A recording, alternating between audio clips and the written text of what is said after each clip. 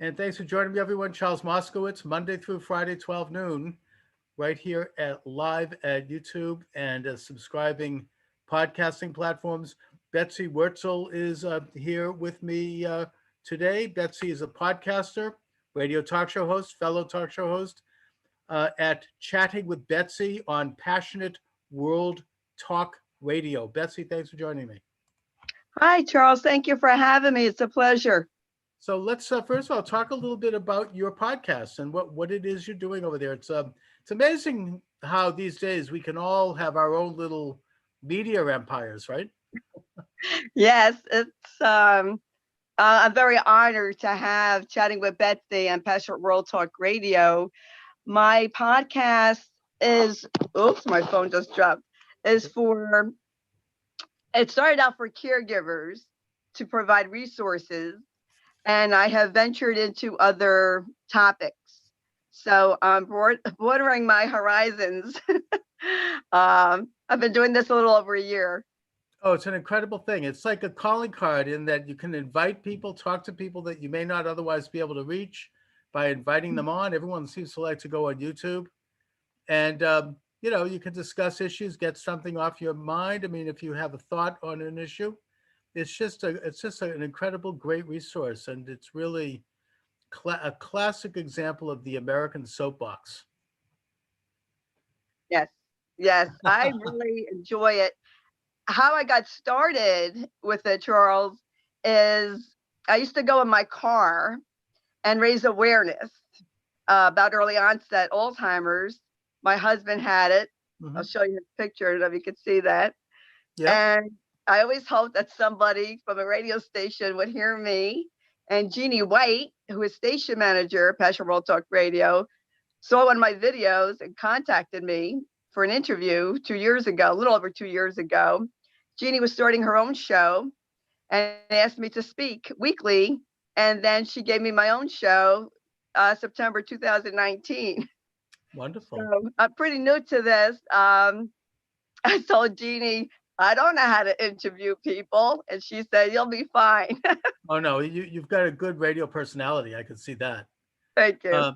Betsy, this is an issue that touches a lot of people. I mean, my late father, I don't know if he had Alzheimer's, but he certainly had dementia, and he had some memory issues and some orientation issues toward the end of his life. And, I think that it's something that is obviously affecting more and more people as we get older.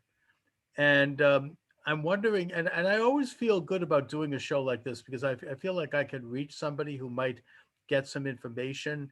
I remember when I was doing a radio show up in New Hampshire, there was a hospital that had just got this new equipment to check people for prostate cancer, and I had the doctor on the show, and we talked about the symptoms and we talked about what that was, and someone hearing that show called the hospital. They thought, oh, maybe I might get checked, and sure enough, they were checked early and they caught the problem. So I felt like that one show, I probably saved a life. And that's an extraordinary thing. I mean, so having you on is making me remember that and think that, you and I on this show and putting it up on YouTube, we can reach a family member or someone who has a family member who might be dealing with some of the issues that you're talking about. And we could direct them in such a way that they can either get help or they can learn how to manage it and how to maintain themselves.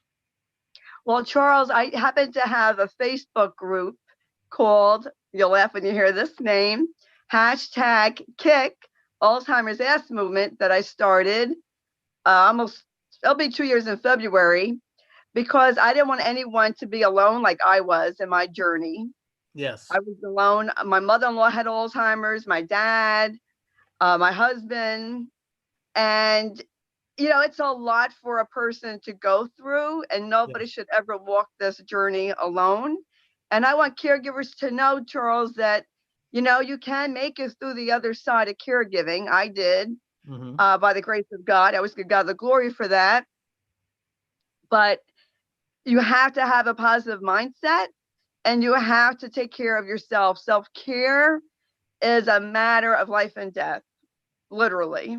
The statistics. No, you have to, I get that. You have to sort of check in with yourself in this whole process because it's a very painful thing to see, your loved one kind of, in a sense, begin to leave the room, so to speak, Mhm.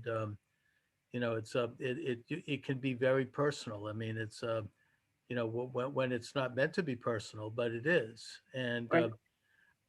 Betsy, do you have any information around treatments and maintenance so that a person can stave off um, such matters as early dementia or just any sort of memory loss problems? Unfortunately, Charles, the medications that are out there do not slow down the progression. Uh, Sorry to Uh, hear.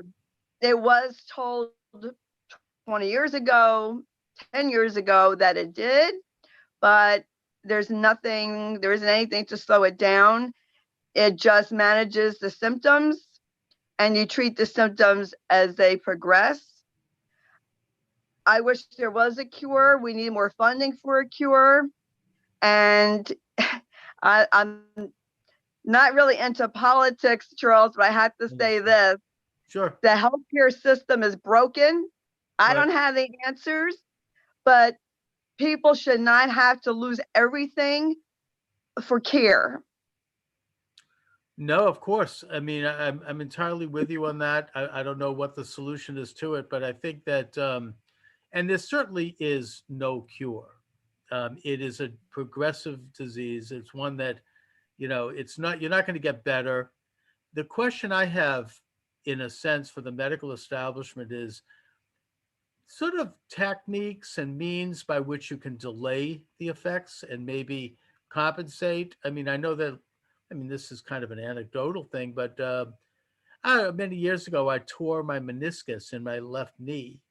And at the time, the doctors were like, "Oh, you should go in for surgery." And I'm like, "I'm not so fast. I want to see if I can compensate, if I can cure it through exercise." So I joined the YMCA and I did certain exercises, like a Nautilus routine with my knee, and I started to do a treadmill and eventually an elliptical, and I did this two, three, four times a week, and I did cure it like probably 90%. 90. I'm not going to do any sprints anytime soon, but I compensate. And I think when you get older, it's part of becoming a mature person. You get various physical issues, even I suppose mental issues in this case, and you learn to compensate. You learn to make, you build a system by which you can function and play little clues and little tricks on yourself. I'll give an example. I think Ronald Reagan did this when he started to get Alzheimer's. He would carry around, so a little couple of note cards, and he would look at cues that would help him remember certain things at certain times. And I mean, obviously, the disease eventually overtook him, but you know, things like that could serve to slow it down a little bit and to help somebody live with it a little bit longer and maybe cope with it. Well, the doctors suggest a Mediterranean diet, Okay. physical exercise, mental exercise, and to be physically active. When my husband was first diagnosed, my husband was 56 Oh, that's when he young. was diagnosed. The symptoms probably started a year or two before. The one doctor said the best medicine is physical activity. That is the best thing to do. Hmm. Walking, whatever you like to do, jogging, and mental exercise. Right. But then again, my mother-in-law did crossword puzzles every day, and it Yeah. didn't help her. Yeah, So exactly. Did your husband, was he able to like function better by getting out and doing some physical exercise every day? And he might have staved it off by many, many years. I believe that Matt, my husband's name was Matt, did, because he was able to walk for the first 4.5 years by himself Hmm. outside. That's right. So there you go. It could have happened a lot faster. In other words, you can take action and you can develop a plan. And I mean, I think that the medical association gives some very good guidelines here, but once you see that, then you can sort of customize it and develop a plan for your own particular situation, and basically learn to compensate and learn to cope, and in the broader sense, continue to find meaning in life. Do things like what you and I are doing right now, doing a podcast, right? Yeah, that can help. Right. Right. It keeps the mind functioning every day. I have people on from all walks of life. I have people on totally agree or disagree, and it helps me. Having conversations is is a way of stimulating all aspects of your system and of your mind and of your soul, really. Yes, I used to have Matt would be yelling when I was doing a Oh, podcast. oh, okay. He'd be in the background yelling, but those are good memories. I can laugh at it now. Oh, okay. And I think that if someone, I mean, this is a bit of a sensitive issue. It reminds me, if someone becomes hostile under these conditions, there are ways to get somebody to kind of fly right on that. I mean, you basically, I mean, not to be personal, but I had to have a talk up like that with my father, where I said, I'm here to see you and I want to help you every day, but I'm not going to take a lot of garbage here. And I hope get straighten up here, because otherwise I'm not going to come. And he did. Mhm. I mean, I know that's tough talk, but Yeah. because it made him realize what was going on and that he didn't want to do that. He didn't want to leave that as a legacy. So people, even in a condition where they may not necessarily be fully, dealing with rationality, they can get certain things, and they know how to, you can compensate and get better because you have to.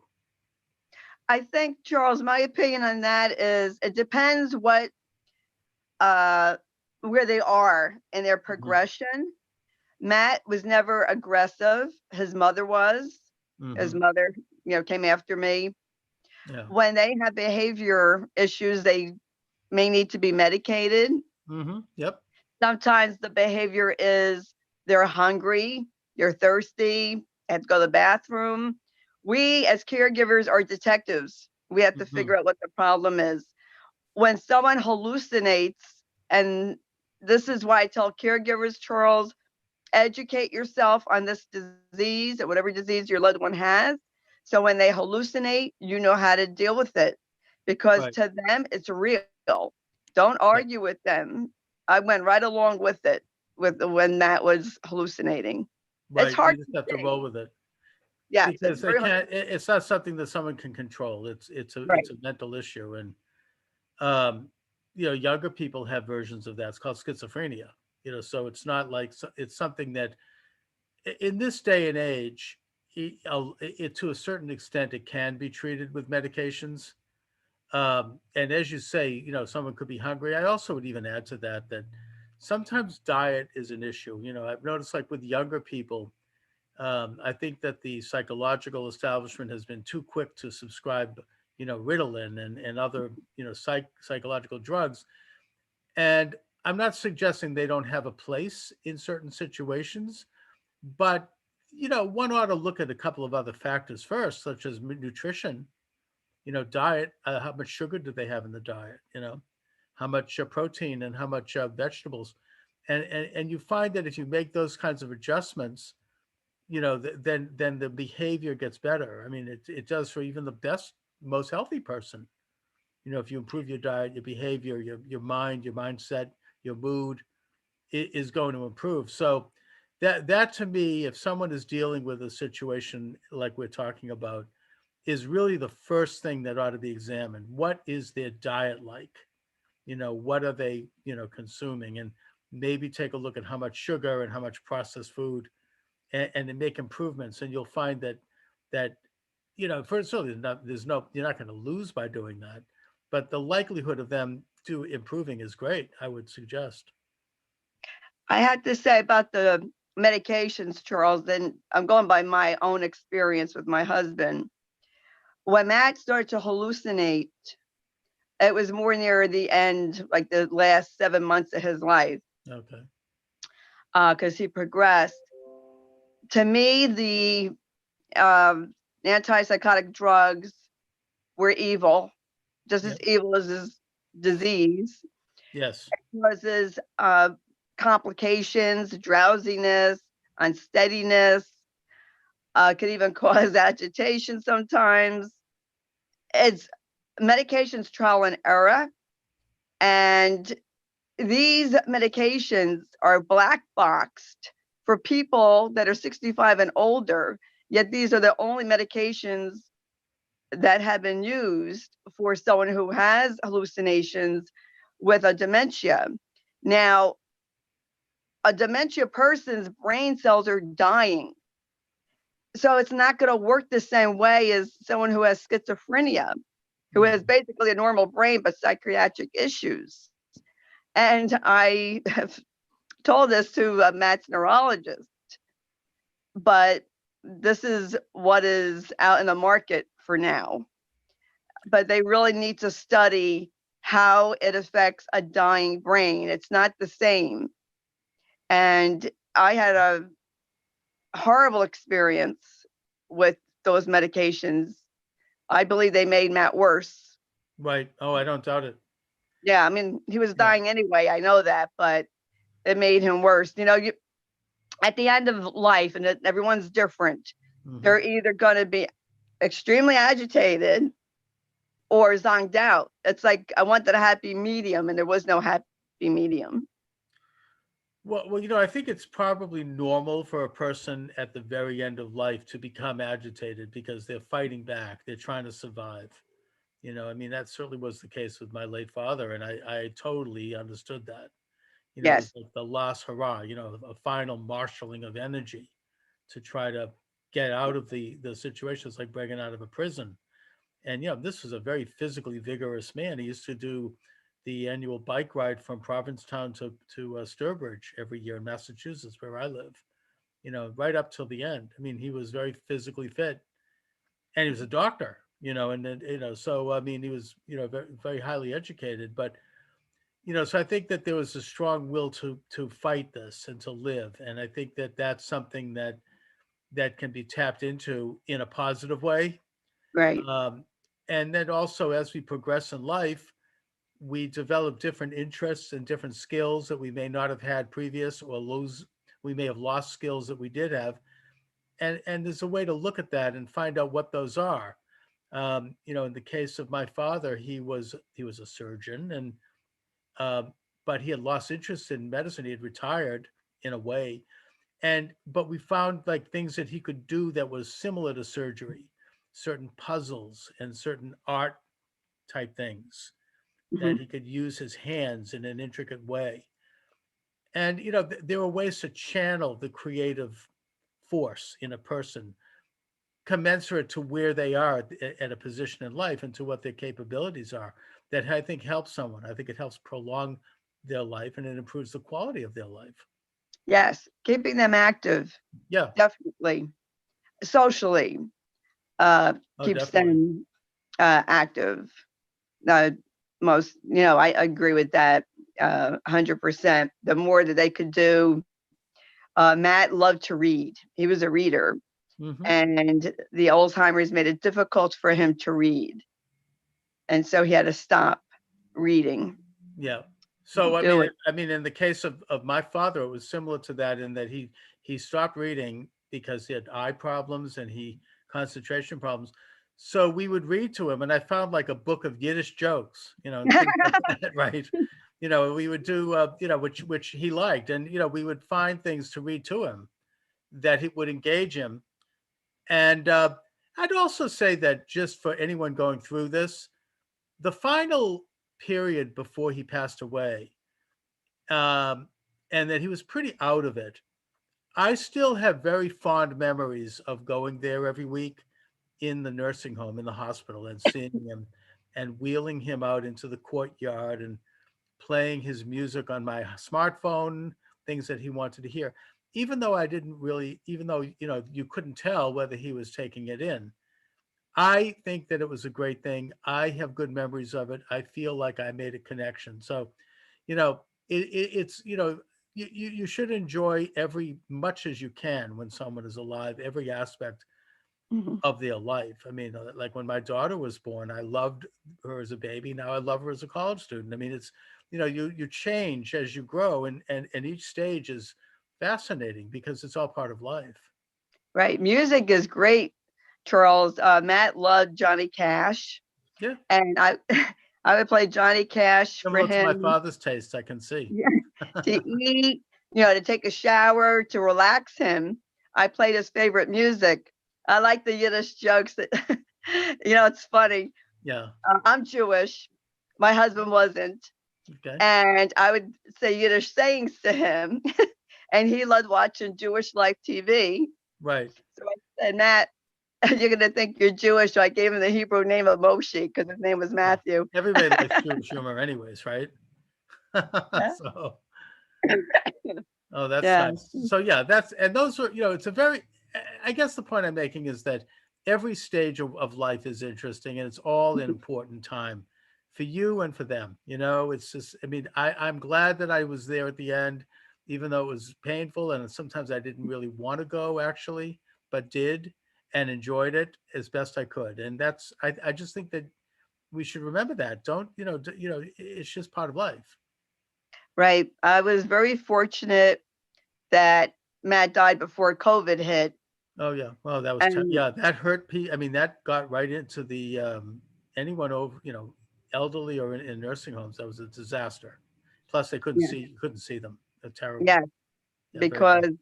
I think I would have been in jail if I couldn't have seen Matt. I Oh was yeah, there when he died. Matt had to go up to the hospice unit in the hospital. I mhm, wanted Matt to die at home, but he couldn't. He needed to be medicated, right. um, heavily medicated by IVs, intravenous. Hmm. So I was very fortunate that my son and I were able to be there. I Wow, didn't that's really great. want Josh there, but it was one of those. It was New Year's Eve. He Right. got died and he couldn't get back home. So Well, I mean, it's good that he was. It's good closure. yeah. So It's I'm all stages of life. I mean, it's not. Mhm. I've never been one who agrees with those who say, "Well, let's not tell the person," and that kind of thing. I remember my parents did not tell me when my grandfather died. They said, well, he's taking a long vacation. And I'm angry over that. It's part of life. I mean, you need to have right, the truth. So, right. That's right. People I talked to too in my group. I've had speakers on my show. We need to prepare for end of life. It's a part of life. Dying is part exactly. of life. Making your wishes known, doing an advance directive of how you want to die, how you want to live. What is about your funeral? What songs do you want played? What do you want? Do you want to be cremated? Do you want to be, a traditional? Do you want to do Right. something that's alternative that's coming out now? These are That's right. things that need to be discussed. No, absolutely. I mean, I suppose it's like discussing anything else. It's like discussing where you want to invest your retirement fund. I mean, these are parts of life. You need to plan these things and try to get them in a condition where you feel comfortable with what you want so you can envision it. So yeah, I mean, I think that's important for everyone, for the person involved and for everyone else. And I mean, just to speaking, and this has nothing to do with, I have no interest in saying this because I'm no longer in that business, but there was a time when I was selling life insurance, and it's not a bad idea to have an end of life policy, because that is enough money to pay for funerals and any Yeah. expenses that may be associated, and it's not an expensive policy to get. So, just a little thought, to put out there. Yes. Yes. So, And Betsy, how often are you on, and where can people hear you? I am on whenever I don't have a schedule. Whenever I have an Mhm. interview, it's pre-recorded and then it takes about 2 weeks to post. Mhm. But people can hear me. I'm on YouTube Oh, or good. wherever you hear podcasts, Apple, Google, Amazon Music. We're there. And the name of the show is Chatting with Betsy, right? Yes, So if I looked up Chatting with Betsy on YouTube, I would find your channel. yes, you Okay, would find me. wonderful. Well, Yes, Betsy Wurzel, and on listen, Amazon. it's interesting talking with you today, and I really appreciate it. Thank you very much. Well, thank you, All right. Have a great afternoon. and Thanks a you're lot, going to be Betsy. on my show. I'll have to make a date. Thank you. I You too. appreciate Thanks. that. Bye bye. All right. Bye-bye. Thank you.